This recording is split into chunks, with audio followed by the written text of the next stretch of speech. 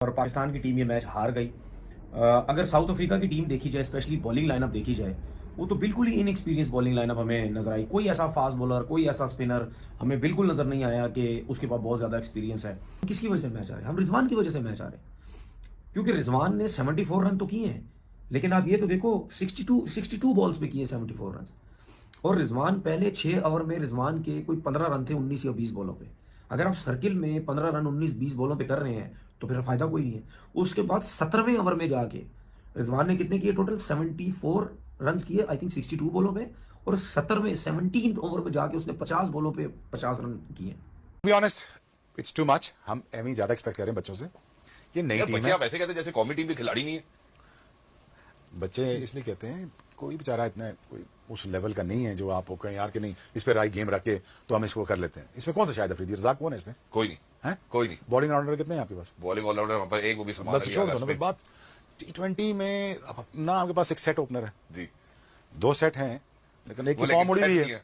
बाबर की फॉर्म ही नहीं है ना, सेटिंग आउट है दोनों लगा नहीं ना। ऊपर से भी इस विकेट पे खेल रहा है जहां पे वो ढूंढ रहा है अपना, वो ये नहीं मिलना उसके इधर। ठीक है, ये टूर ऐसे ही गुजर जाना वाला मकू मलंगा है जिसने अभी क्लोजिंग में रिजवान की जब रन बताए हाँ। तो उसने बोले टू स्लो, जी हाँ, टू स्लो से शुरू किया उसने। तो लाजमी सी बात है, बॉले गिनवा दी 62 पे 74, उसमें भी फुल टॉसों के फ्री हिट के रन है यार। जहां पर तिलक वर्मा 40 बॉलों पे 100 मार रहा है, 280 बनाए थे। तमाशा लगाया हुआ है आपने। ये मतलब क्रिकेट टीम पाकिस्तान की क्रिकेट टीम है यार। 280 बने थे यहाँ पे इंडिया सी टीम जब आई हुई थी। किसी ने पाकिस्तान T20 टीम को देखना है कि असल चेहरा क्या है, वो डरबन का T20 मैच देख ले। अगर किसी ने पूरा मैच देखा है उसको समझ में आ जाएगा कि पाकिस्तान T20 टीम में दरअसल खामियां हैं क्या क्या।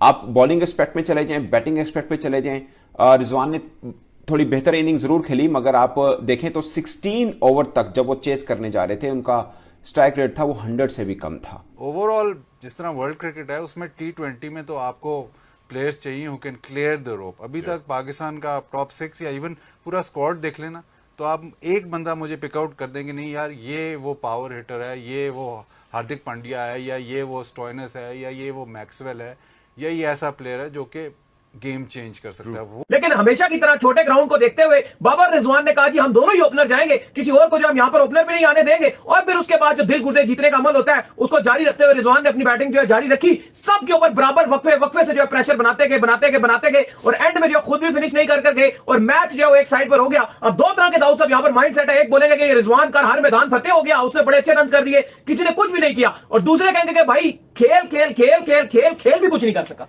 कि मोहम्मद रिजवान जो है वो प्रॉपर T20 के बैट्समैन ही नहीं है। पहले मैच जब हमने जो है टारगेट चेस करने के लिए शुरू किया तो उस टाइम के ऊपर जो बाबर आजम साहब और रिजवान साहब दोनों मुंह उठाकर जो ओपनर आ गए और पहले 2 ओवर जो है जाया करवा दिए गए। अगर तो आप देख लें 28 पे 3 आउट थे और वहां पे किलर मिलर जो हैं, अच्छा वो पाकिस्तान के खिलाफ आए हैं, बीडिया के खिलाफ जो सीरीज हुई है उसमें जो हाईएस्ट स्कोर था इनका वो 36 था और वो 27 गेंदों पे बनाया था। और अब देखें 200 के स्ट्राइक रेट के साथ रही है ना, हमारा तो ट्रेडिशन है ना कि जो टीम से ड्रॉप होने वाला था बस वो पाकिस्तान से एक मैच खेल ले फिर उसका करियर प्रोलॉन्ग हो जाता है। 280 भाई, आपसे 180 ना बने, मुझे समझ में नहीं आया। नहीं मतलब आ गए ये दोनों लिपस्टिक पाउडर सुर्खी और वो किंग दोनों आ गए मार्केट में। तो हम दोनों ओपन करेंगे, दोनों भाई रन बनाएंगे। आपको ये नुमाइशी पेयर खिला के फायदा क्या हुआ? आपकी नुमाइश लग गई। नहीं तेरा रिजू साइमंड आज मैच जितवाते रह गया। एक लिंडे और एक मिलर होता ना पाकिस्तान के पास, मगर पाकिस्तान के पास है किंग। हाँ किंग है पाकिस्तान के पास, किंग है और रिजू साइमंड और नहीं टेपिया है, वर्ल्ड क्लास है। वर्ल्ड क्लास वो ऑस्ट्रेलिया में, उसको मैंने पहले कहा सारे नाकारा वर्ल्ड क्लास है भाई हमारे। उसको मसला ये है कि ये टीम पिस्टों में बंधी हुई है, कोटे में बंधी हुई है। कहीं साया के लड़के हैं, कहीं लॉर्ड कलंदर के लड़के हैं। अभी भी जेनवन लौंडे नहीं खेल रहे हैं, और अगर खेल भी रहे हैं तो वो जेनवन तरीके से। 23 एक्स्ट्रास भी है हमारे इस रन चेज में। 23 उन्होंने, उनके पास एक्सपीरियंस नहीं था, उन्होंने 23 एक्स्ट्रास भी दे दिए कि भैया 150 तुम बनाओ, 23 हम बनवाएंगे। ओवर थ्रो अलग, ओवर थ्रो अलग है। मतलब हाफ वॉलियां जब ये हाथों में खेल रहा है, सेट होने के बाद भी इससे ऑफ स्टंप की बॉल नहीं लगती यार। वो पीटर को नहीं मारा गया, मुझे बड़ी पीटर पता नहीं क्या है वो, पीटर अंकल का लड़का।